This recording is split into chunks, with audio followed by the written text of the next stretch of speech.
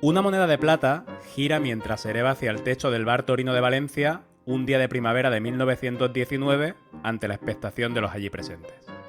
La moneda es de una peseta, pero durante unos segundos su valor es incalculable. Su caída va a dilucidar el nombre del primer presidente del recién fundado Valencia Club de Fútbol. Si aterriza de cara mostrando el busto de perfil de Alfonso XIII, el ganador será el joven toledano Augusto Milego.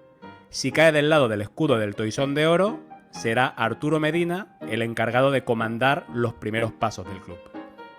82 años después, son Santiago Cañizares y el alemán Oliver Kahn los que esperan sobre el césped del Giuseppe Meazza a que otra moneda, esta lanzada por el árbitro holandés Dick Jol, determine quién lanzará en primer lugar en la tanda de penaltis que va a decidir la final de la Champions de 2001.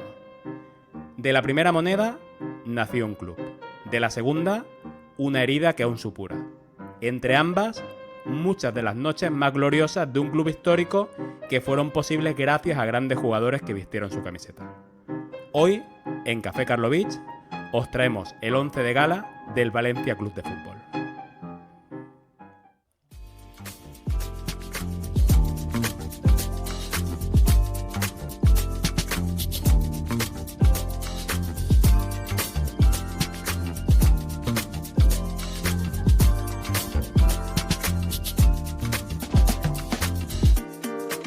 Bienvenidos, bienvenidas, amigos y amigas del fútbol retro, del fútbol vintage, del fútbol nostálgico, en definitiva, de ese fútbol de ayer que tanto nos gusta recordar hoy.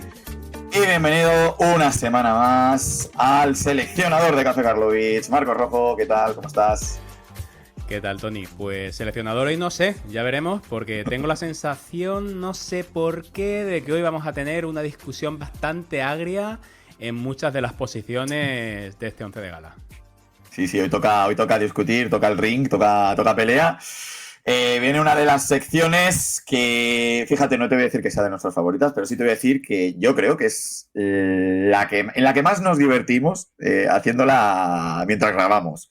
Porque aquí aquí vamos al barro, aquí a tirar arena a los ojos, a la pelea más callejera posible. Aquí vamos ya a imponer nuestros diferentes once. Venimos con 11 de gala y venimos con un club muy grande, un club que yo creo que a todos los que nos gusta el fútbol nos entristece ver en la situación en la que se encuentra. Venimos a hablar del Valencia Club de Fútbol. Sí, Tony, un Valencia que, desde luego, desde que Peter Lim lo adquirió, pues no está viviendo sus mejores momentos. Sabemos que la afición está sufriendo mucho estos años. Bueno, esperemos que esta etapa acabe y que volvamos a vivir momentos como estos que vamos a rememorando a aquellos jugadores que lo hicieron posible. Pues vamos con este Valencia y, Marcos, antes de nada, vamos a ponernos en contexto. ¿Qué club es el Valencia Club de Fútbol? Pues el Valencia, como hemos ya adelantado en nuestra introducción, fue fundado en 1919 por un grupo de jóvenes locos por un deporte que había ido popularizándose en la ciudad desde 1908 por medio de los trabajadores relacionados con la exportación de cítricos y también de marineros británicos que llegaban al puerto de Valencia. No fue el primer club que se formó en la ciudad, de hecho la fundación del propio Levante es más antigua, pero sí que fue un club que surgió de las cenizas de otros pioneros que fueron fundados en primera instancia, pero cuya vida fue muy corta y cuyos fundadores se unieron en aras de un proyecto mayor al que llamarían Valencia Fútbol Club y que irrumpió con mucha fuerza hasta convertirse en muy pocos años en el equipo con más seguidores de la ciudad. Hoy, más de 100 años después del lanzamiento de aquella moneda y tras una historia de altibajos en las que se incluyen 3 décadas doradas, en los 40, los 70 y la primera década de los 2000, el Valencia es uno de los clubes históricos del fútbol español. Y no lo es más todavía porque una tanda de penaltis maldita lo dejó a las puertas de la que hubiera sido pues la mayor gesta de toda su historia. Ganador de 6 ligas españolas, 42, 44, 47, 71, 2002 y 2004. Una competición además en la que ha acabado segundo otras 8 veces, 2 de ellas en los años 40, en la que es claramente a nivel doméstico la mejor década del club con diferencia. Ha ganado también 8 Copas del Rey y a nivel europeo sus mayores éxitos son la mítica Recopa del 80 y la UEFA del 2004, en un año que fue glorioso, probablemente el mejor de la historia del club porque también se llevaron la Liga, como hemos visto. Aunque todos estos títulos que acabamos de enumerar hubieran quedado en un segundo plano, como hemos dicho, si alguna de las dos finales consecutivas de Champions que disputaron en 2000 y en 2001, contra dos gigantes, contra el Real Madrid y Bayern de Múnich, hubieran acabado con la orejona en la sala de trofeos Che. No hubo suerte, pero aún así la gesta Toni fue muy grande. Exacto, y de un grandísimo mérito.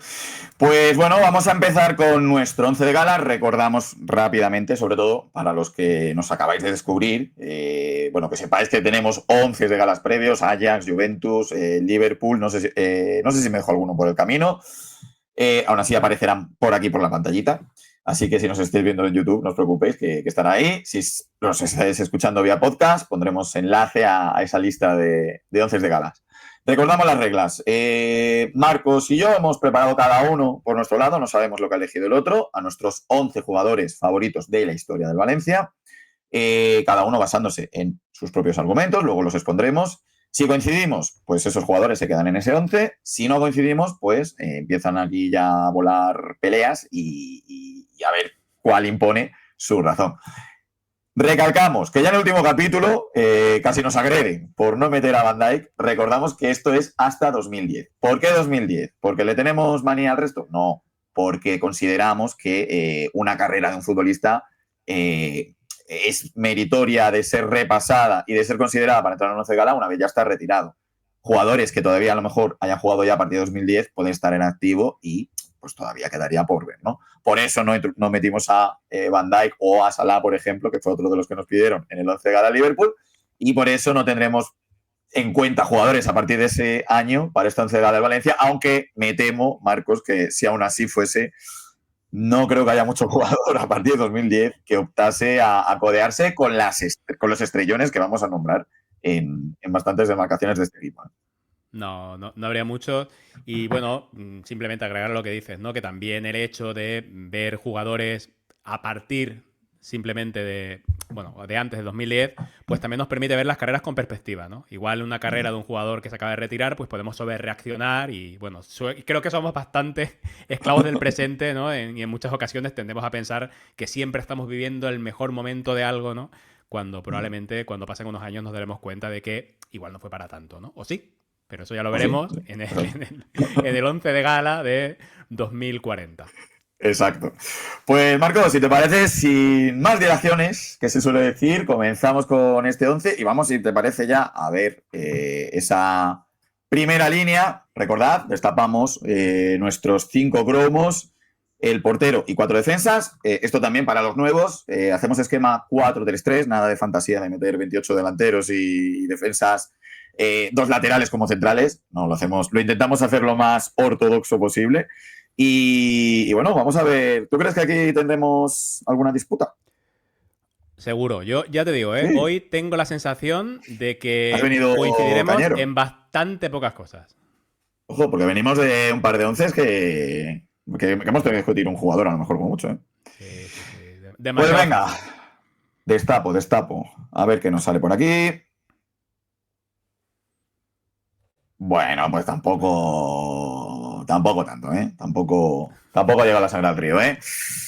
Vamos con el portero, Marcos. Don Santiago Cañizares. Pues Santiago Cañizares, aquí sí que estaba seguro de que íbamos a coincidir.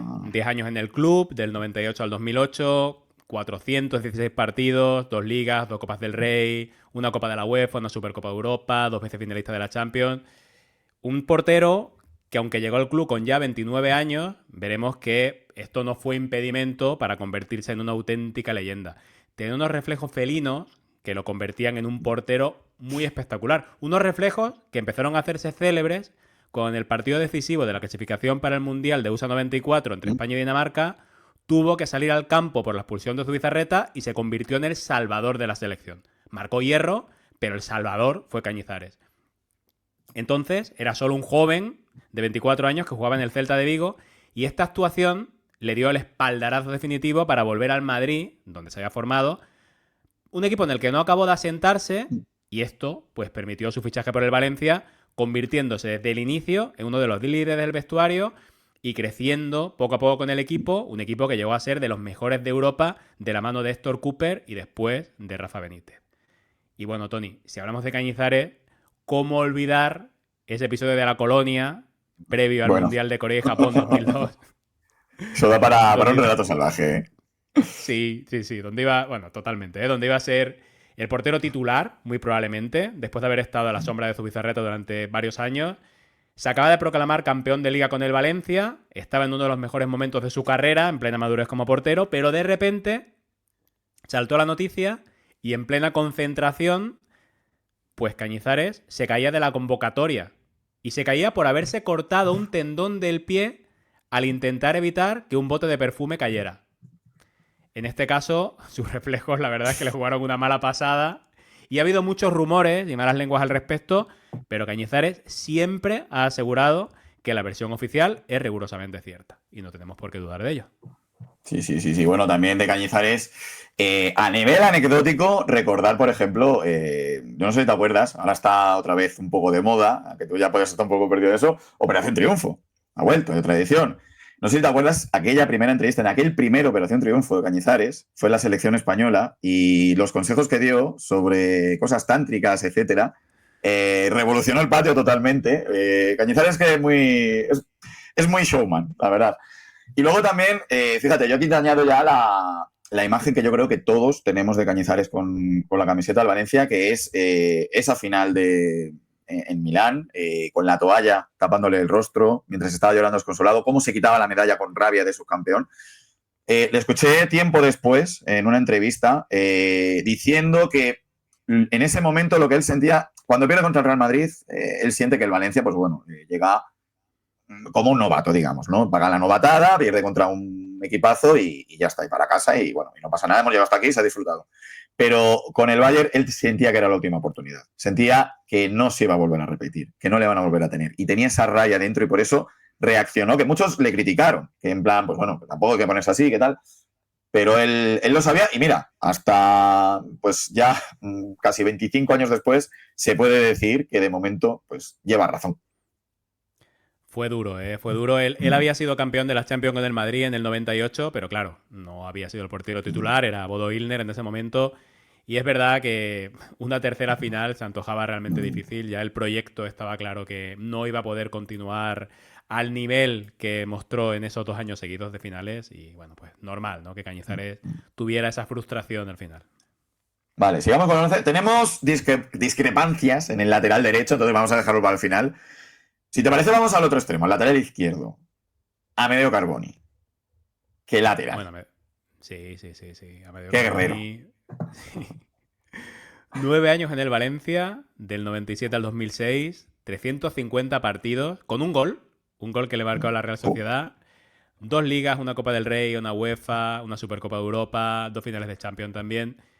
Y Carboni, claro, es un caso raro, ¿no? Porque cuando llegó a la Roma, o de la Roma, con 32 años, tras una dilatadísima carrera en el calcio, que incluía nada menos que 7 años en el equipo de la capital, claro, ni los más optimistas pensaron que este italiano se iba a convertir en un mito valencianista. Más bien, parecía un fichaje de esos que se hacen para completar una plantilla con un suplente que te puede dar un ramillete de partidos buenos, que puede tapar algún hueco durante un par de años. Pero resultó que Carboni, a pesar de su apariencia física de futbolista casi sí, sí. retirado, porque hay que decir que la tenía, resulta que también tenía mucho fútbol que dar y se hizo con el puesto de titular desde que llegó. Y no solo eso, es que mostró un físico envidiable para su edad durante casi una década. Era bueno defensivamente y donde no llegaba su físico, llegaba su oficio. Ese oficio de defensa italiano, curtido en los campos del calcio de los años 80, y ese Carboni que daba un equilibrio brutal en la banda, un equilibrio que permitía al interior, que estaba por delante de él, brillar, porque no tenía que preocuparse por las tareas defensivas y también porque además Carboni, aparte de ser buen defensa, se incorporaba al ataque poco, pero con mucho criterio. Y era capaz de doblar para acabar la jugada con un centro que tampoco se le daba mal, no era mal centrador. Así que gente como Kili González o Vicente, seguro que tienen muy buenas palabras sobre él. Seguro que sí. Además, eso, ¿no? Se puede decir que tuvo una segunda juventud en Valencia, que dos juventudes ha tenido, se podría decir, el bueno de Amedeo Carboni, que se hizo genio y figura, como también lo fue, como olvidar, por ejemplo, aquel cabezazo en Málaga que dio una liga al Valencia del gran Roberto Ayala. Sí, sí, sí. Ayala, desde luego, es otro de los protagonistas del 11 de gala. Yo aquí estaba segurísimo de que no íbamos a tener ningún tipo de discrepancia. 7 años de Ayala en el club, del 2000 al 2007, 275 partidos, 12 goles, que yo pensaba que había metido más porque iba estupendamente bien de Sí, cabeza. 2 veces campeón de Liga, una Copa de la UEFA, una Supercopa de Europa y también fue de los integrantes de ese equipo de la doble final. Y Ayala, ¿qué decir de él? Pues el jefe indiscutible de la defensa de la mejor época del Valencia en su historia moderna y un defensa pues de una personalidad desbordante. Se dejaba la piel además en cada partido y era rápido y muy agresivo en la marca.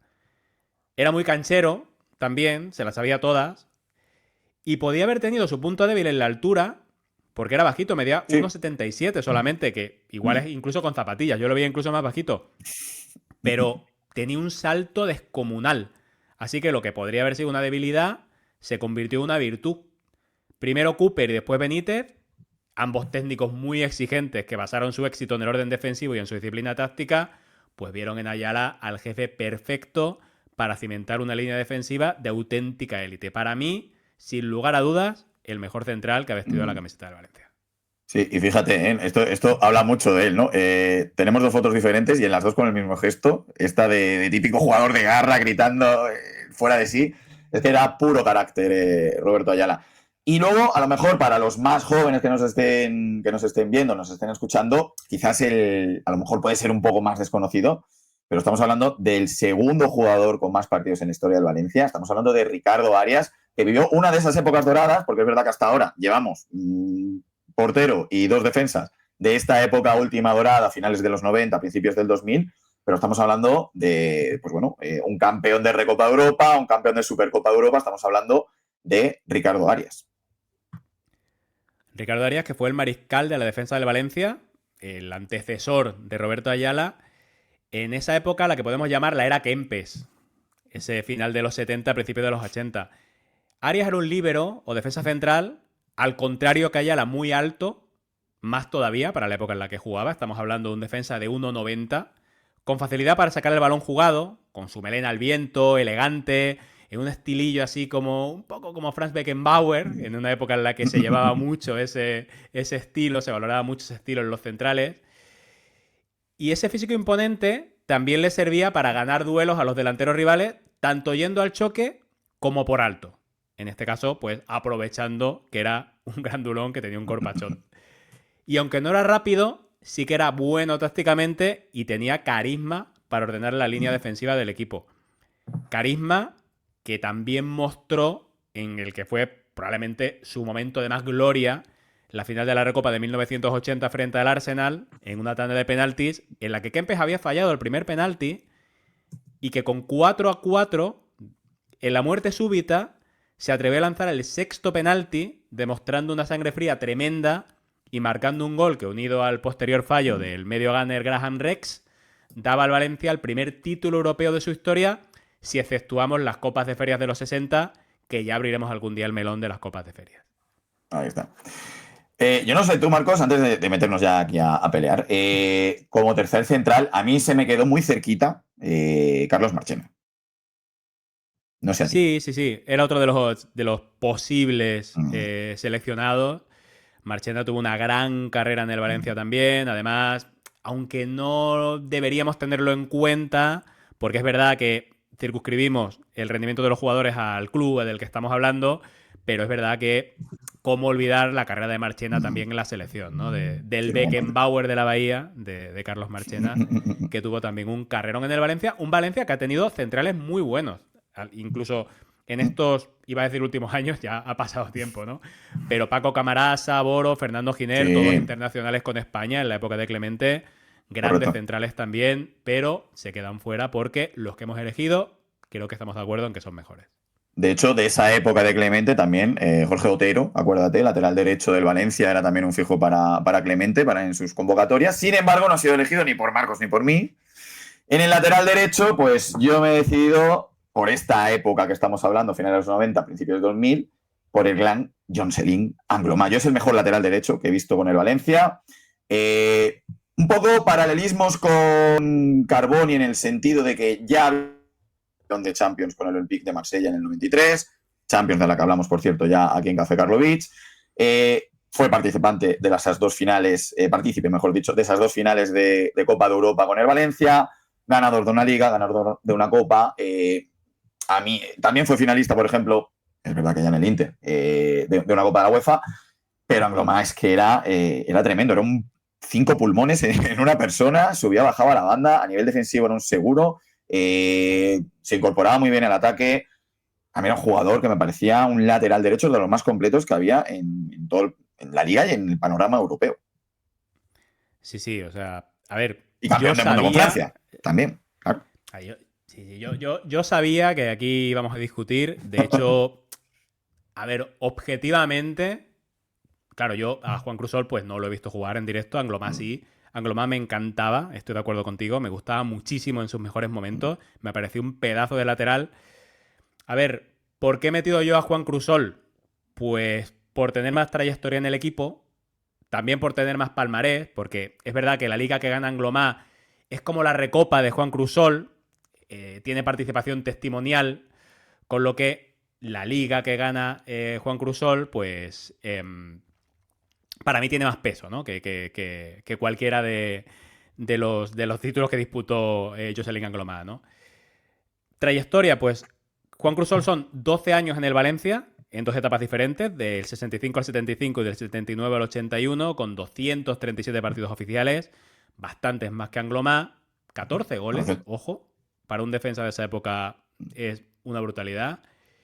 De un jugador que llegó con 15 años a la cantera del Valencia, que con 19 ya estaba debutando en el primer equipo, que debutó como interior derecho, que fue retrasando su posición, se convirtió en el baluarte de la defensa junto a Ricardo Arias y era un lateral, pues, físico, duro, tanto que Di Stéfano le llegó a decir en un entrenamiento que tranquilo, que a ver si iba a lesionar a algún compañero que guardara ese ímpetu para los partidos, ¿no? Pero, bueno, jugó en el Madrid también, se fue del Valencia para jugar en el Madrid, por eso jugó en dos etapas diferentes en el Valencia, volvió al Valencia. A ver, un gran lateral, también internacional en bastantes ocasiones con España. Bueno, yo he elegido a Juan Crusol eso, por trayectoria y por no tener 4 defensas de más o menos la misma época, bueno, 3 de los 4 de más o menos la misma época, sino mezclar, ¿no? 2 y 2, igual. Sí, pero Anglomá ha sido el mejor lateral en la historia del Valencia. Fueron 5 temporadas, no ha sido tan poquito partido, porque también parece que ha jugado 3 ratos. 120 partidos. Venía ya de... O sea, en eso sí que incido. Es muy parecido a lo de Carboni. De hecho, su último gran equipo a nivel, bueno, en su carrera, es el Valencia, porque después se va a jugar a Guadalupe, a la isla de Guadalupe. Entonces, terminar su carrera como la terminó, el estado de forma, yo creo que Anglomá dio sus mejores, fíjate, de una carrera bastante dilatada, porque empieza muy jovencito en Francia. Sus mejores años los da en Valencia. Y es verdad que aquí, pues, lo que tú dices, ¿no? Aquí pecamos también de lo que hemos visto, pero es que Anglomá me llenaba el ojo muchísimo. Es que yo cuando lo vi en el Valencia dije, pero este tipo, qué fichajazo acaba de hacer el Valencia, por favor, menudo lateral derecho, podía ser perfectamente uno de los mejores de la liga en aquel momento. Mucha culpa suya es también esas dos finales de Champions, al llegar allí. Yo creo que Anglomá, por mucho que se repitan épocas, tenemos más equipo para ver diferentes épocas del Valencia y tener jugadores de todos los colores. Yo también tengo jugadores de todas las épocas en mi once, tranquilo que llegaremos a eso. Pero creo que Anglomá se merece estar pues, junto a su compañero Ayala, su compañero Carboni. Yo qué sé. Venga. Te lo compro porque Anglomá me encantaba y porque... Era muy bueno. Sin desmerecer en ningún momento a Juan Crusol, por favor. Bueno, sin desmerecerlo, pero lo estás quedando fuera de manera cruel. Con Marchena en el banquillo. A un símbolo del Valencia. No sé, está siendo un poco... Va a haber muchos símbolos, va a haber muchos símbolos. Es que es un equipazo, entonces pues muchos jugadores quedan fuera.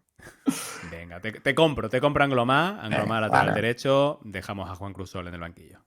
Venga, pues pasamos, bueno, resumimos rápidamente. De momento, Santiago Cañizares en puerta, Anglomá lateral derecho, Amedio Carboni lateral izquierdo, Ricardo Arias y Roberto Ayala como jefes del eje de la zaga. Vamos al centro del campo, Marcos, porque aquí sí que tenía yo también muchas dudas. Me he quedado con ganas de meter alguno. Yo también. Porque la verdad es que ha habido grandes centrocampistas en la historia de Valencia. Venga, destapo, cromos. Pues, aquí hay pelea, ¿eh? Aquí hay peleas. 1 de 3. Hemos coincidido Uno de en 1 de tres. 3. Yo he elegido a Antonio Puchades como medio centro y los interiores Gaisca Mendieta y Rubén Baraja. Yo he metido a Mr. Valencia, a Fernando Gómez Colomer, he metido a David Albelda y he metido a Gaizka Mendieta también. Si quieres empezamos por Gaizka Mendieta.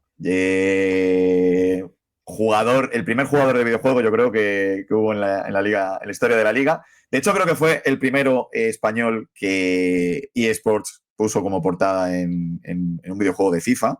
Creo que recuerda que era el FIFA 99. Sí, jugaba mucho.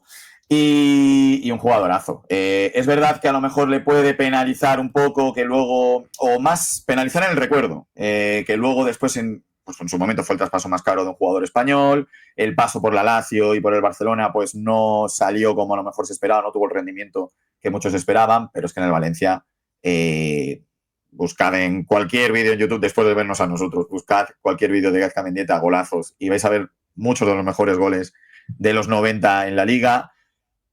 Marcos, a un tipo que los planetas le dedican una canción, tiene que entrar en el 11. A ver, dices que lo penaliza la etapa el recuerdo posterior o las a etapas... nivel de recuerdo como jugador. No en el Valencia, sino como jugador de decir, Mendieta, pues no era para tanto. Le puede penalizar eso a lo mejor, el tema del Lazio, del Barcelona, pero en el Valencia era una bomba.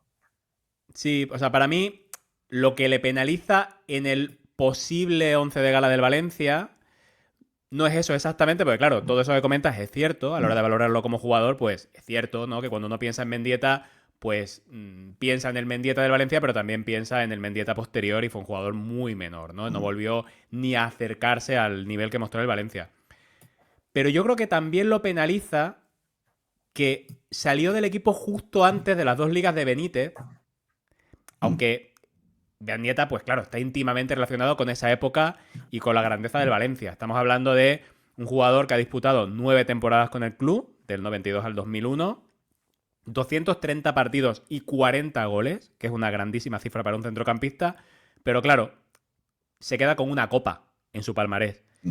Yo siempre me preguntaría, o me preguntaré, ¿qué hubiera sido de su carrera si en el 2001 no hubiera salido traspasado rumbo a la Lazio, por esa cifra récord para un futbolista español, unos 8.000 millones de pesetas que pagaron los italianos, después de que el Valencia desechara una gran oferta también del Madrid, y bueno, después de haber disputado pues esas dos finales de Champions, siendo nombrado el mejor centrocampista de la competición por la UEFA a los 2 años. Mendieta era un centrocampista muy dinámico, muy técnico, con un gran despliegue físico que iba mejorando y que iba ampliando registros cada año. El capitán, el alma del equipo, pese a tener un carácter introvertido, ¿no? Pero es un jugadorazo que, pues, a finales de los 90 era uno de los mejores centrocampistas del mundo y probablemente el mayor culpable de que un Valencia que había perdido a Farinós y a Gerard tras la final de la Champions del 2000, que parecía que se iba a caer por el centro del campo, pues el gran culpable de que ese equipo se mantuviera y que siguiera siendo un equipo muy competitivo, para mí fue Mendieta, ¿no? Y qué decir también de cómo lanzaba los penaltis. Para mí, Sí. uno de los mejores lanzadores de penaltis que he visto, porque tenía Mendieta una habilidad increíble. Era un sexto sentido para lanzar los penaltis como si hiciera paradiña, pero sin hacerla. Sí. Él esperaba justo al momento en el que el portero se vencía y cambiaba el balón de lado y marcaba, pues, suave, con una facilidad a veces casi insultante, ¿no? Esa suavidad que no aplicó en algunos de los golazos que aún quedan en mi retina de Mendieta, por ejemplo, ese que marcó empalmando con un trayazo tras un saque de córner contra el Barcelona, y otro, más mítico aún, aunque te duela, Tony, el de la Copa, claro. Ese sombrero inolvidable a lo Paul Gascoigne en el Euro 96, en la final de Copa, ese 3-0 del Valencia contra el Atlético. Y Mendieta ha marcado un gol realmente increíble, ¿no? que decían los Planeta. Coincido contigo en todo, Marcos, es que inevitable estuviese. Y bueno, obviamente, el jugador que podría haber pasado a la historia si se hubiese quedado ese 1-0 del Valencia, gol de penalti de Gaizka Mendieta, ¿no? Imagínate que esa Copa de Europa encima hubiese llevado su sello. Para mí, ya te digo, yo creo que no, que en este caso hemos medido igual. Los títulos pesan, obviamente, pero también la esencia del jugador. Y Mendieta era ese algo diferente que no tenían el resto de equipos y sí tenían Valencia. Y por eso está nuestro once de gala. Ahora vamos a quedarnos de tortas. Ojo, Porque Tony, tenemos. Sí, sí. Ojo una cosa, Ojo una cosa, A ver, A ver. hemos coincidido en Mendieta, pero yo no sé si tú lo ves igual. Puede ser que se quede fuera. Bueno, No, oye, vamos a analizar. yo lo quiero dejar. Vamos a yo quiero analizar. dejarlo. Vamos a analizar el resto Sí, de los sí. jugadores. En Sí, teoría sí, sí. debería estar dentro porque tú y yo coincidimos, pero Claro. igual de los 6 centrocampistas acabamos eligiendo otros 3. El caso es que uno de tus 3 centrocampistas estoy muy cerca de meterle por Mendieta, de hecho. Sí, supongo que a Baraja, ¿no? Era el Pipo Baraja, correcto. Pero para mí Pipo Baraja es que era acompañante de David Albelda. Y si te parece, entro a defender un poquito a la trayectoria de Albelda. Albelda, tercer máximo, tercer jugador que más partidos ha jugado con la camiseta valencianista, valenciano de pro, 485 partidos, protagonista absoluto en esa época dorada de la que estamos hablando, que es verdad que en este caso sí que nos estamos yendo mucho ya a este final del siglo XX, principios del siglo XXI. Protagonista en ambas ligas, campeón de la Supercopa, campeón de la Copa del Rey, campeón de la UEFA, de la Supercopa de Europa. Pero sobre todo, Marcos, yo con Albelda me quedo por su talante, porque era el líder, ejercía de capitán, era capitán y ejercía como tal. De hecho, me he decantado más por Albelda que por Baraja, siendo Baraja un jugadorazo, porque tenía ese carisma que requiere una capitanía. Era la representación real. Como dicen por Valencia, era el murciélago del escudo. Y yo Albelda lo tenía que poner sí o sí. Ya te digo, luego dudaba entre Baraja y Mendieta, dudé, ¿eh? El otro lo tenía muy fijo también. Bueno, yo entre Albelda y Baraja me quedaría por mucho, además con Baraja, que también tiene una trayectoria tremenda en el Valencia, son 10 años, del 2000 al 2010, 362 partidos, no tantos como Albelda, 58 goles, en los que, bueno, es un grandísimo registro para un centrocampista. En cuanto a palmarés, pues muy similar al de Baraja, ¿no? Al de Albelda, perdona.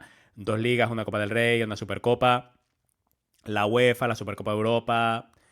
Pero para mí, entre Albelda y Baraja, el bueno era Baraja. Un jugador que llegó en el 2000 a un Valencia que tenía que remodelar el centro del campo, como hemos dicho antes. No quedaba claro cómo iba a mezclar las piezas Cooper en ese momento. Parecía que había un fijo, que era Didier Deschamps, el campeón del mundo francés, que llegaba desde la Juve, todavía con 32 años, que parecía que para un jugador como él era todavía una edad con la que podía dar algunos años buenos al equipo. Bueno, hemos visto que con esa edad, Anglobá y Carboni han sido mitos absolutos del equipo, ¿no? Pero Deschamps, pues no todas las cosas pueden salir bien, no todos los fichajes salen igual, y Deschamps no funcionó. ¿Y quién fue el que ocupó un lugar fundamental en ese centro del campo del Nuevo Valencia? Pues fue el Pipo Baraja, que dio un paso al frente con futbolista y desde su llegada pues lideró la zona central junto con el propio Mendieta. Era Baraja un centrocampista box to box, tenía físico, tenía garra, tenía calidad, tenía llegada al área contraria y tenía mucha personalidad. Era un jugador muy completo. Estas cualidades ya las había mostrado en el Atlético, ese Atlético que descendió a segunda. Un Atlético en el que tampoco partía como titular en su momento, igual que en el Valencia, pero que ya en el equipo valencianista, pues con Benítez explotó. Ya con Benítez, con Cooper empezó a afianzarse, con Benítez ya definitivamente explotó y se convirtió en uno de los mejores centrocampistas de España y en uno de los mejores jugadores de la historia del Valencia, para mí, digno del once de gala, viviendo con ellos pues toda la época dorada moderna con esas ligas y con esa UEFA, ¿no? Es un jugador que te he dicho, ¿no? Que para mí siempre destacó por su personalidad y hay una cosa que yo destaco en él porque sin esa personalidad, sin esa confianza en sí mismo, estamos hablando de un jugador que no hubiera llegado a ser lo que fue, porque se trata de un futbolista de estos de madurez tardía. Llegó al Valencia, como hemos dicho, tras el descenso del Atlético, pero es que en el Atlético se había incorporado a los 24 años desde el filial hasta ahí, había estado en el equipo filial del Atlético de Madrid, tras incorporarse desde el Valladolid en una bajada de nivel que normalmente pues acaba siendo bajas de un equipo de primera de la zona baja de la tabla, te vas a un filial, lo normal es pues quedarte ya en la división de ese filial y no sacar nunca más la cabeza. Pues Baraja revivió de sus cenizas y se acabó convirtiendo en un jugador importantísimo a nivel europeo. Para mí eso lo convierte también en un mito valencianista. A ver, hay que aclarar un par de cosas. Primero, el filial, había jugadores como Quentin Fortune, como Santi Ezquerro. Ese filial quedó en puestos de ascenso, lo que pasa que descendió a segunda vez porque el Atlético había bajado. El Pipo Baraja es verdad que llega al Atlético muy joven, lo que tú dices, no joven de edad, pero sí es verdad de a lo mejor inmadurez o poca confianza en su juego. Lo que ocurre es que yo Baraja, sin Albelda yo creo que no hay Baraja. Por eso le doy más importancia a David Albelda. Creo que Albelda era ese ancla que equilibraba todo el centro del campo, que le permitía esa libertad al Pipo Baraja de poder subir al ataque, de poder tener ese descargo a nivel defensivo. Entonces, por eso, mi duda era haber metido a Baraja, porque yo creo que si está en el 11 tiene que estar junto a David Albelda. Lo que ocurre que para meterle en ese caso tendría que quitar a Mr. Valencia. ¿Mr. Valencia quién es? Pues estamos hablando de Fernando Gómez. Fernando le penaliza, eso es cierto, que estuvo en esa época del Valencia de los 90, en la cual pues no ganó ningún título importante el club Che, pero estamos hablando del jugador con más partidos en la historia del club, 553 partidos en la historia del Valencia, que más temporadas también, junto por ejemplo a David Albelda, 15 temporadas jugaron ambos, cuarto máximo goleador, 142 goles anotó Fernando, era lo que el Pipo Baraja, pero 10 años antes. Un centrocampista total. Centrocampista que defendía, pero también se incorporaba a ataque, con un grandísimo disparo. Y sobre todo, pues era el jugador de Valencia, jugador del Valencia. Mister Valencia lo tenía que meter. Te he dicho antes, en el caso de Ezca Mendieta, es verdad que no hemos puesto mucho en peso el tema de los títulos. Con Fernando, obviamente, me apoyo a esa baza porque los títulos pues carecen. Pero también era un jugador internacional en múltiples ocasiones y el jugador con más partidos de la historia del Valencia y el cuarto máximo goleador, pues yo creo que en el centro del campo le viene muy bien. No, muy buen jugador, Fernando, un mito. Es verdad que no le beneficia la época en la que jugó en el Valencia, pero sí que es verdad que indiscutiblemente tiene que estar en la discusión por entrar en el 11, ¿no? Para mí sí, luego ya veremos si finalmente lo metemos o no. Yo he cogido a Antonio Puchades, también por honrar a una época más antigua del Valencia. Es verdad que no estuvo presente en toda la década dorada de los 40. Está 13 años en el club, del 46 al 59, 247 partidos, con 38 goles, para ser un mediocentro defensivo y además de esa época, la verdad es que está muy bien. Y hablamos de eso, de un mediocentro eminentemente defensivo que llegó, pues, en la última etapa de ese Valencia mítico de los 40. Pero además no solo eso, ¿no? O sea, es verdad que hemos dicho que la selección no cuenta, pero para hablar del prestigio del jugador me gustaría traerlo también aquí al debate, porque fue el mejor centrocampista de la que fue la mejor selección española en los mundiales hasta el título del 2010. Ese lejano 1950, ese Mundial de Brasil, el Mundial del Maracanazo, ahí Puchades fue un coloso que lideró a una selección que acabó cuarta y obtuvo el reconocimiento internacional como selección, pero también Puchades como jugador, porque fue incluido en el 11 ideal del torneo, junto a otros dos españoles, Ramallets, el portero del Barcelona, y el Piru Gainza, el extremo izquierdo del Athletic. Ojo a los jugadores con los que compartió 11 ideal del Mundial.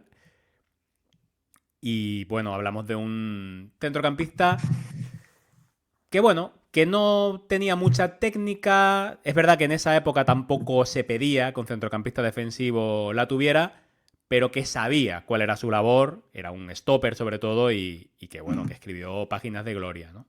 Un jugador criado en los arrozales de su pueblo, de Sueca, del pueblo valenciano, y que se decía que jugaba especialmente bien, de hecho debutó en esas circunstancias, cuando había barro. Porque claro, acostumbrado a estar en los arrozales, pues evidentemente cuando el campo estaba embarrado, pues estaba como pez en el agua, ¿no?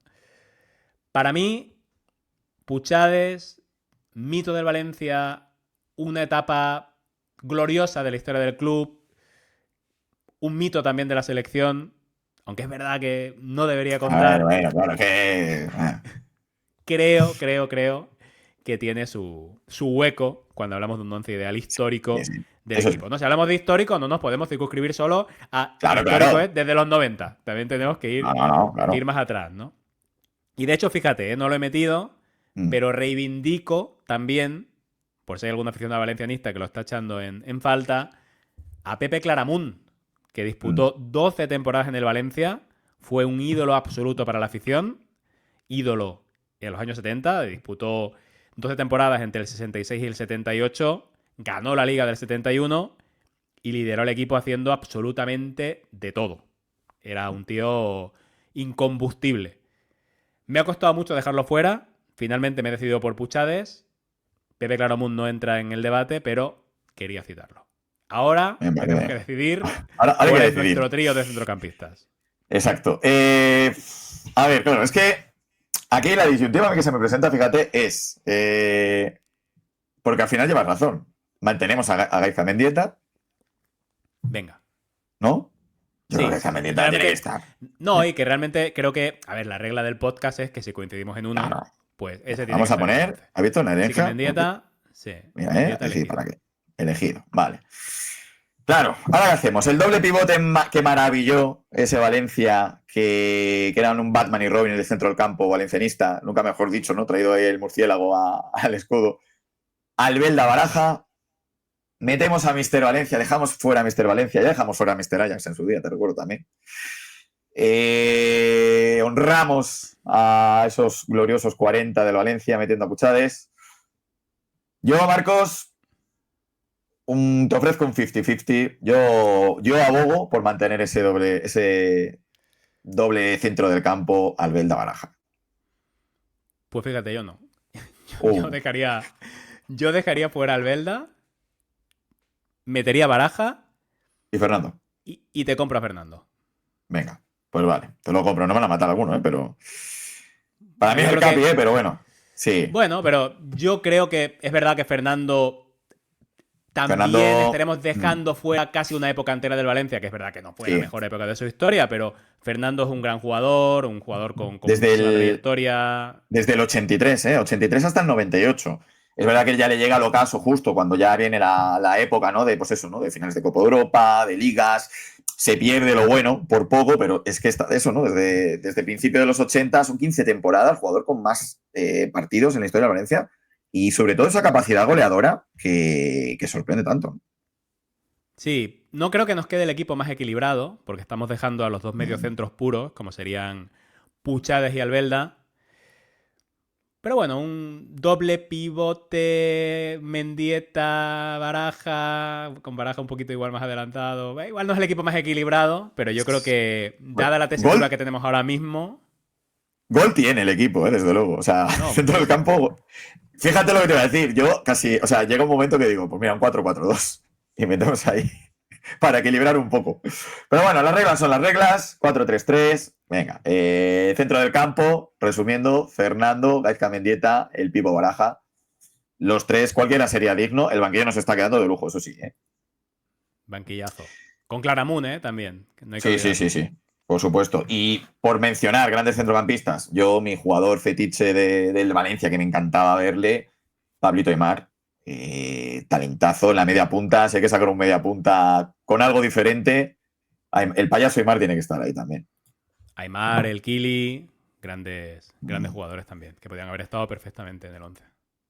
Pues vamos con los goles, con el ataque. ¿Aquí coincidimos o no? Yo creo que Yo creo aquí que va a haber más coincidiremos consenso, ¿eh? en uno seguro y en los otros dos no lo sé. Venga, A ver, muestra, a ver qué aquí. hemos elegido. Venga. Evidentemente hay uno que segurísimo tenemos los dos. Ah, mira, Uy. casi. Bueno, yo he Casi, elegido a Mario Kempes, a Mundo y a Waldo Y a Machado. Waldo. Sí, yo dudaba también entre Waldo y el que no hemos coincidido. Yo también tengo a Mario Alberto Kempes, obviamente el matador no podía faltar. A Mundo Suárez y el Piojo López. Me sorprende que ninguno de los dos haya cogido a Villa. Pensaba que seguro íbamos a Ya. discutir por David Villa y finalmente veo que Sí. tú tampoco lo has metido. No, Sí, yo no, estaba no, seguro de que si yo no lo metía, tú sí. Pues no, porque Villa al final que se entienda bien el término de la palabra, ¿vale? Puede estar contaminado. Villa al final ha tenido una carrera obviamente tiene un carrerón, súper prolífica, pero ha sido un jugador que ha estado en tantos equipos, lo ha hecho bien en tantos equipos, incluso fíjate, en el Atlético estuvo solo una temporada y se va con una liga y con una final de Champions debajo del brazo, que a lo mejor, pues igual que te decía antes que en Mendieta, que podíamos tener un recuerdo peor de lo que fue, Villa es al contrario. Lo hizo tan bien desde el Sporting, en Zaragoza lo hizo increíble, en el Valencia, por supuesto. Luego en el Barça estuvo en la mejor época. Pero yo creo que estos jugadores son más especiales, son más ADN valenciano o valencianista, mejor dicho, que lo que pudo ser la carrera de Villa. Sí, sí, no, de acuerdo, pero me ha sorprendido, porque es verdad que el Villa del Valencia, Sí, sí, con el último Villa del Zaragoza probablemente fue el mejor Villa que hemos visto, aparte del sí, Villa de la sí, selección. sí. Y bueno, era un pedazo de delantero Sí, y y pensaba un que iba a aparecer, equipazo. que iba a aparecer aquí. Recordemos que ahí alrededor de Villa estaba David Silva, estaba la mejor versión quizás de Juan Mata, por ejemplo. O sea, estamos hablando de muchísimo talento en ese Valencia. Vamos con los que hemos coincidido y luego pues a pelearnos, si Waldo o el Piojo. Matador Kempes. ¿Quién fue Matador Kempes, Marcos? Aparte Matador de un Kempes, campeonísimo del mundo.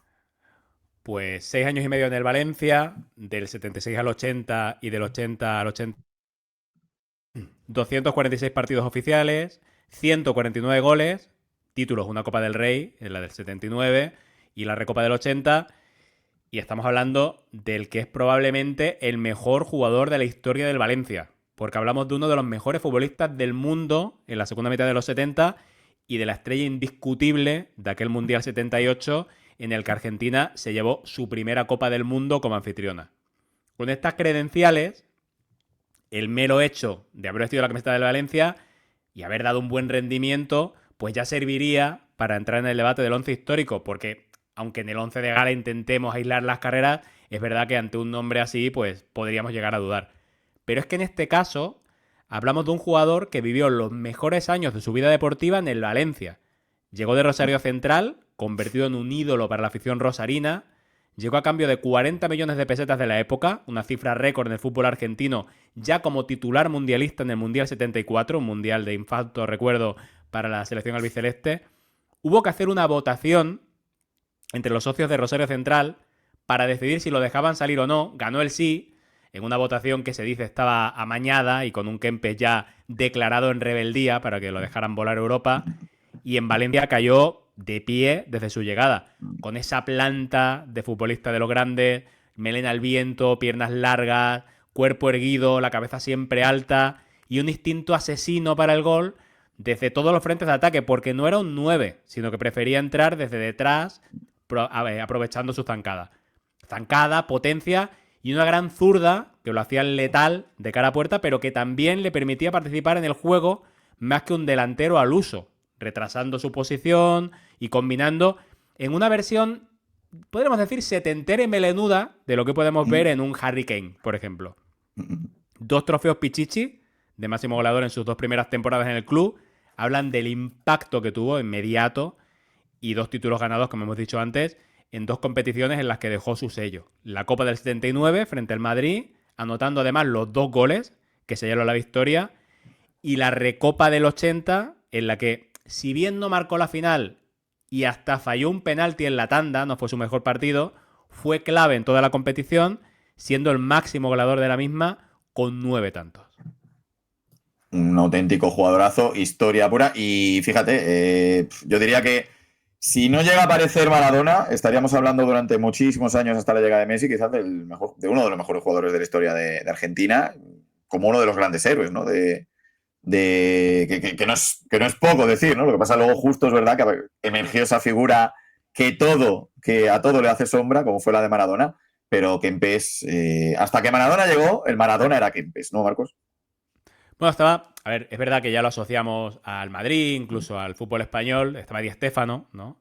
Luego Sibori, la máquina de River de los 40, tenía al Charro Moreno, algún otro integrante que podía haber competido también, pero sí que es verdad que Kempes fue un grande entre los grandes en el fútbol argentino, un fútbol que ha dado muchísimos jugadores de muchísima calidad, no hablamos de un futbolista cualquiera. Una anécdota con respecto a Kempes, que relacionamos con Maradona también, y recordamos aquel capítulo dedicado a la carrera de Maradona en Boca, fue el traspaso de Kempes a mitad de temporada, en el 80-81, muy poco después de haber ganado la Recopa de Europa, poco antes de cumplir los 27 años, en un traspaso a River que se dio porque el club de la capital había aspirado a fichar a Maradona, finalmente no pudo hacerlo, Maradona acabó en Boca, en esa historia que, bueno, rememoramos ya en ese capítulo que hemos comentado, y claro, River necesitaba un antídoto anti-Maradona y para ello eligió a Mario Kempes, que es verdad que ahí empezó su declive, empezó a tener problemas físicos, volvió al Valencia, aclamado por la afición, porque River no pudo hacer frente a la gran suma de dinero que había comprometido con el Valencia, pero ya Kempes ya era menos Kempes, y es verdad que su segunda etapa fue mucho menos gloriosa que la primera, y que con 30 años ya estaba prácticamente retirado. Ese es el punto flaco de Kempes, que su carrera no fue una carrera larga. Realmente, al salir del Valencia en ese año, en esa temporada 80-81, casi podríamos decir que el gran Kempes se acabó y, bueno, pues nos quedamos con un jugador de pocos años, pero de muy buenos años y de una calidad deslumbrante. Exacto. Segundo jugador que coincidimos, Edmundo Suárez, máximo goleador histórico del Valencia, 256 goles, nada más y nada menos. Jugador que desarrolló toda su carrera, 12 temporadas en el Valencia Club de Fútbol. Fíjate, la última temporada, ya cuando se va a retirar, juega en el Alcoyano, juega en el último año. Te dije antes, tranquilo Marcos, que vamos a tocar todas las épocas. Esta es la gran estrella de ese Valencia de los 40. Va a conseguir 2 trofeos Pichichis, obviamente, con esa capacidad goleadora no es de extrañar. Ganará 3 ligas españolas con el Valencia, va a conseguir 2 copas, entonces copas del Generalísimo, no copas del Rey. Yo creo que el gran goleador histórico y una de las razones, por ejemplo, por las cuales un jugador como David Villa pues, no tiene hueco en este 11. El estandarte de ese Valencia de los años 40, 3 ligas nada menos, increíble. Sí. En esa década en la que la mitad del total de ligas que tiene. Que no sé, es que parece que 3 ligas no es mucho, pero ojo, es una barbaridad. Un equipo que compitió en esa década por ser el mejor equipo de España, junto al Atlético y al Barcelona. El integrante más importante de la que se conocía como la delantera eléctrica, creo que no puede faltar en un 11 histórico como el que estamos formando hoy.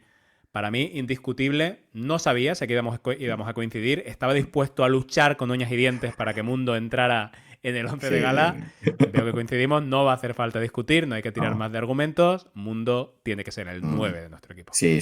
Por supuesto. 9 del Valencia en este 11 de gala. Y ahora, bueno, pues viene la pelea. Tú te has decantado por el segundo máximo goleador histórico del Valencia, la historia de Valencia. Lo tuve también en la discusión, el gran Waldo Machado, Marcos. Waldo Machado, que jugó 9 años en el Valencia, del 61 al 70, ganó solo una copa, es verdad, la de 1967, 160 goles, como has dicho, segundo máximo goleador de la historia del club.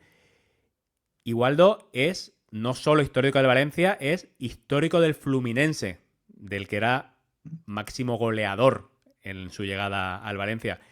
Tuvo una llegada curiosa porque había un jugador brasileño también en el Valencia que se llamaba Walter.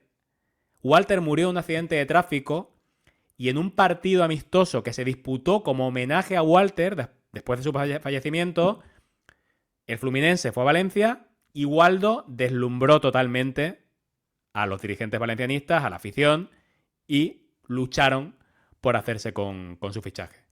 Era un delantero rápido, potente, muy goleador, el mejor jugador del equipo en la década de los 60, máximo goleador de la 66-67, y para mí tiene que formar parte del 11 de gala. Ahora tú defiende al Kili.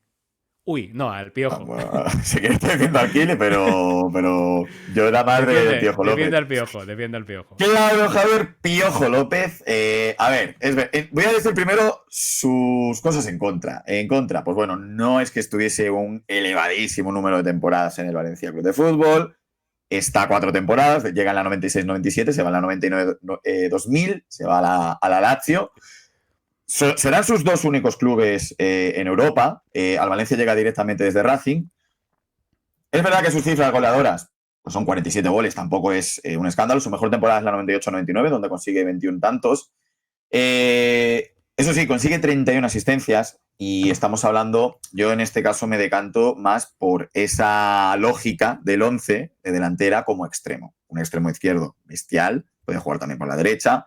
Hemos visto los picotazos del Piojo que se decían, me acaba auténticos golazos. Era para mí, junto a Gaizka Mendieta, los 2 mejores jugadores de esa época del Valencia. Muy elevado el nivel de ambos, por encima del resto, diría incluso. Gran responsable de poder llegar a esa primera final de Copa Europa que va a perder contra el Real Madrid. El Piojo López es el jugador de ataque que define a ese equipo. Es verdad que luego el equipo de principio del 2000 es más bloque, no destacan jugadores que hemos visto más en parcela defensiva, parcela centro del campo, pero a nivel histórico yo creo que el Piojo López dejó una impronta también muy grande, como no te voy a decir similar a la de Kempes, pero iba por el camino. Lo que pasa que, bueno, luego llegaron los euros y se tuvo que ir. Si no, ojo, si llega a estar 4 años más, a lo mejor tenemos ahí una fuerte confrontación. Y el Piojo López tiene que estar. Como extremo, no hay ninguno mejor que el Piojo. Ahí te la has tirado, ¿eh? Está bien que defiendas tu elección. No, hombre, claro. Decir que, bueno, un poco más y... Un poco más es Kempes, ¿eh? Un poco más es Kempes. Ahí te la has tirado, ¿eh? Yo casi te estaba comprando el argumento, pero al escuchar eso digo, bueno, este me la está colando de una forma que no, ¿eh? No, pero todo mucho ganado. No, me gustaba mucho a mí el Piojo. Pero yo diría que, a ver, de esa época pre-Valencia campeón, ya tenemos a Mendieta. Al final el Piojo, como palmarés, tiene el mismo que Mendieta, tiene una copa. Es el mismo palmarés que Waldo. Waldo, además, tiene muchos más goles, representa una década entera en el Valencia, tiene los mismos títulos que el Piojo López. Creo que estaremos cubriendo más campo, eligiendo al jugador brasileño. No más campo en cuanto a su posición. Es verdad que estamos hablando de un delantero más centro, ¿no? Que lo que era el Piojo, que era un extremo. Pero yo creo que en un 11 ideal del Valencia, el mito de una década al completo, una década igual algo olvidada, una década en la que el Valencia volvió, después de los años 40, a tener un peso en el fútbol español que había perdido durante la década de los 50, un jugador súper querido en Valencia, arraigado en Valencia también. El Piojo se fue a Roma y no sé si habrá vuelto de vacaciones a Valencia, pero no está tan arraigado como el brasileño. Para mí debería ser Waldo el elegido. También te digo que el ratio gol-partido le sale mejor al Piojo López, ¿eh? Pero bueno, a nivel estadístico ya sabes que me gustan mucho los numeritos. Pero bueno, tirando de la historia, ¿no? No te ablandas un poquito, ¿no? Un jugador que llegó después de la muerte de otro, que se Bueno, presentó en sociedad. a delantero muerto, delantero puesto, que te diga, eso está tan poco feo, ¿eh? Y bueno, a lo mejor el 11 gana Fluminense, pues es posible que tenga bastantes opciones de entrar. El del Valencia, a ver, si no hubiese estado la figura de Edmundo Suárez, vamos, para dentro del tirón. De hecho, ya te digo, lo tuve presente. Pero si es verdad que en la delantera no tengas en cuenta el resto del equipo, ten en cuenta solo la delantera. Dime que no queda bonito, como lo tengo abajo, ¿eh? El Piojo López por un lado, Mundo Suárez en el otro, Mario Alberto Kempes. Te quedan esas 3 fases del Valencia. También fíjate, voy a nombrar aquí, es verdad que no es muy querido por cómo se fue del Valencia, pero hay que recordar también una figura como la de Mijatovic, que es el Valencia el que lo trae a España, que fue un auténtico jugadorazo también. Pero me falta ese color, nunca mejor dicho, en la fotografía de la delantera. Ha salido el nombre de Mijatovic. Pensaba que nadie Sí, lo iba a hombre, sacar. a ver, fue un jugadorazo. Otra cosa que, bueno, luego salió como salió. A ver, para mí está claro que el jugador elegido tiene que ser Waldo. Creo que te vas a agarrar con uñas y dientes a tu elección del Piojo.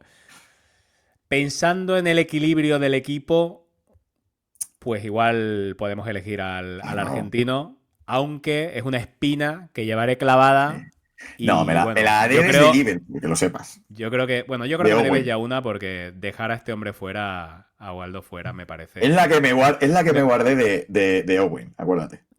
ni punto de comparación. Ni punto de comparación entre un Del jugador y otro, balón de oro pero que dejaste fuera del once de gala de Liverpool. Que se dice pronto. lo volvería a hacer. No me gustaba Owen. Bueno, entonces, venga, va. Metemos al piojo. Venga, Ah, mata venga, al piojo, metemos al hombre. piojo, pero me debes Buah. una. Venga, bueno. Esta ha sido la que más rabia me ha dado, ¿eh? De las que he Próximo cedido es once la de que más gala. rabia me ha dado. Llevamos Venga. más o menos 50-50, ¿eh? Bueno, pues repasa. Bueno, nos queda el entrenador. Sí, Vamos a venga, vamos repasar, a si ver te el parece, primero entrenador. los. Primero repasamos los jugadores, ¿vale? Y luego vemos qué disposición tenemos. Fíjate que le he puesto hasta colorcito. Tenemos aquí novedad técnica en Café Karlovich. Seguimos innovando. Santiago Cañizares en puerta, Jocelyn Angloma y Amedeo Carboni los laterales, Ricardo Arias y Roberto Ayala, centro de la zaga, centro del campo, un poco descompensado, pero bueno, Fernando Gaizka Mendieta, Rubén Baraja, mucho gol en ese centro del campo, y arriba, pues podemos poner por un extremo a Mario Kempes, por otro a Claudio López, y dejamos en el centro del ataque al gran Edmundo Suárez. Qué dolor me da ver esa delantera. Pero ¡Qué bueno. banquillo! Tú piensas el banquillo que le ha quedado al Valencia, madre mía, es increíble. O sea, es una cosa de locos. Pero bueno, vamos con el técnico. A ver qué hemos elegido aquí. Yo no sé, yo creo, fíjate, que te vas a desmarcar y no vamos a coincidir. Tengo esa Yo creo intuición. que sí. Yo creo que sí, ¿Sí? venga. Ha elegido a Cooper. No, Homer estaba Simpson, que claro. diga Rafa Benítez, el gran Rafael Benítez, obviamente. Ojo, Cooper, si hubiese ganado alguna de las dos Copas de Europa, yo creo que hubiese estado aquí. Ya hablaremos de Cooper, porque yo creo que Cooper también merece un capítulo en Café Karlovich. Ese mantra, ¿no? que le lastra, ¿no? De las finales perdidas, aquella que empezó con el Mallorca, Copa del Rey, las Copa de Europa con el Valencia. Siguió perdiendo más en toda su carrera, pero lo que yo siempre digo, para perderlas hay que llegar. Y en eso Cooper era un maestro. Pero no estamos aquí para hablar de Cooper ahora mismo, estamos aquí para hablar del gran Rafa Benítez. Sí, yo me decido por Benítez en lugar de Di Stéfano, que era el entrenador de la Liga del 71 y de la Recopa del 80, otro grande de la historia del Valencia en los Y banquillos. entrenador con más partidos en la historia de Valencia. Sí, sí, Di Stéfano lo asociamos siempre al Madrid, evidentemente, pero forma también parte destacada de la historia del Valencia y, como decías, ¿no? Por delante también de Héctor Cooper, el técnico de las dos finales. Pero es que Benítez llevó al Valencia a otra dimensión. Llegó en 2001 para sustituir precisamente a un Cooper que se marchaba al Inter con la vitola de entrenador milagro, milagro perdiendo finales también, pero milagro al fin y al cabo, y llegó sin ruido desde el Valladolid, tras formarse en la cantera del Madrid, y claro, había dudas, pero Benítez se convirtió en un estratega de primera que llevó al equipo a un nivel altísimo que le hizo ganar la Liga ya en su primera temporada y repetir 2 años después, en esta ocasión con un doblete Liga y Copa de la UEFA. Un entrenador muy táctico, muy serio, con mucha influencia en el juego, poco amigo de dar libertad a los jugadores y que encajó como un guante y creó una máquina casi indestructible en Valencia. Fueron solo 3 años, pero vaya 3 años, y de ahí Benítez se marchó al Liverpool, donde ganó la gloriosa Copa de 2005 con aquella remontada imposible contra el Milán de Ancelotti. Así es, Benítez, de Benítez, fíjate, yo me acuerdo mucho, ¿no? Aquella frase de pedí un sofá y me trajeron una lámpara, ¿no? Que se veía ya el estado en el que trabajaba. Menos mal que no estuvo en el Valencia del IMSS, si no se hubiese ya el hombre vuelto loco. Pero fíjate que el Valencia, esto hay que decirlo también, siempre ha sido mal asiento para cualquier entrenador. Han sido muchísimos los técnicos que han pasado por el club valencianista, que pese a tener La afición del valencianista siempre ha sido muy exigente. Entrenadores que a lo mejor aparentemente desde fuera puedes decir que lo han hecho bien, han sido muy exigidos y muy apretados. Quique Sánchez Flores, si nos vamos a esta última época, Unai Emery, Ernesto Valverde, que también estuvo como técnico del Valencia. Han sido muchísimos grandes técnicos que se han visto bastante exigidos. Si fuésemos, lo que decíamos antes, ¿no? Si fuésemos a partir de 2010, habría que meter incluso en la conversación pues entrenadores como Marcelino con esa última Copa del Rey, que es el último título que ostenta el Valencia.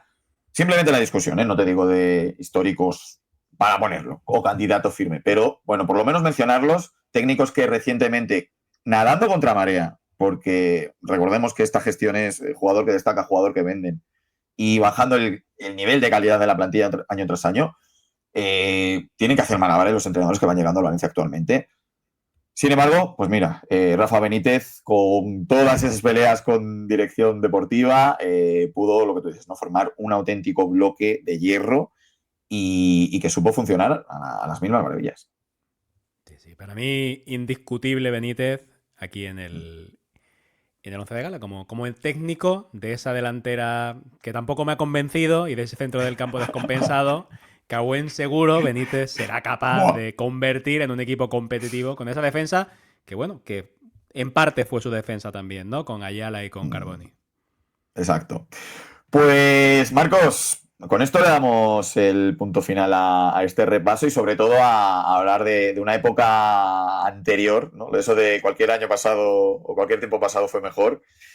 Se puede aplicar bastante, por desgracia, con el Valencia Club de Fútbol. Eh, por supuesto, aficionados valencianistas, que nos sigáis, que nos escuchéis, que nos veáis, admitimos todas vuestras quejas, protestas y todo lo que tengáis que decirnos, vuestras opiniones. Si nos hemos olvidado de algún jugador histórico que creáis que tenga que estar o que no hayamos mencionado simplemente, pero que penséis que tenemos que mencionar, por supuesto, son bienvenidos todos vuestros comentarios.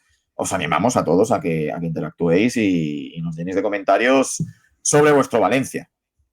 Sobre todo si consideráis que Tony ha sido especialmente injusto con algún jugador, como yo considero, pues por favor decídnoslo en los comentarios porque creo que su crueldad en este once de gala ha sido excesiva. Y por supuesto, nuestro deseo de que más pronto que tarde el Valencia vuelva a estar donde merece, que es luchando con los grandes, por cosas, por títulos y por viajes en Europa como hizo no hace tanto. Marcos Rojo, muchas gracias por venir a pelear conmigo en este once de gala. Nada, Tony, un placer haber estado en el ring de este once de gala del Valencia contigo y nada, nos emplazamos al siguiente capítulo que llegará pronto. Correcto. Y muchas gracias, como siempre, a todos vosotros, a todos los que estáis al otro lado. Ya sabéis que podéis apoyar el proyecto siguiéndonos en nuestras diferentes plataformas, en X, @cafecarlovich, en Instagram, que estamos también poniendo cositas, también @cafecarlovich, en nuestro canal de YouTube, donde podéis pues, seguirnos, por supuesto, notificaciones, comentarios, compartir todo lo que se hace en YouTube. En nuestras plataformas de podcast, Apple Podcast, Spotify, iVoox, ya sabéis, likes, 5 estrellas, comentarios. Y recordad que esta noche juega el Trinche.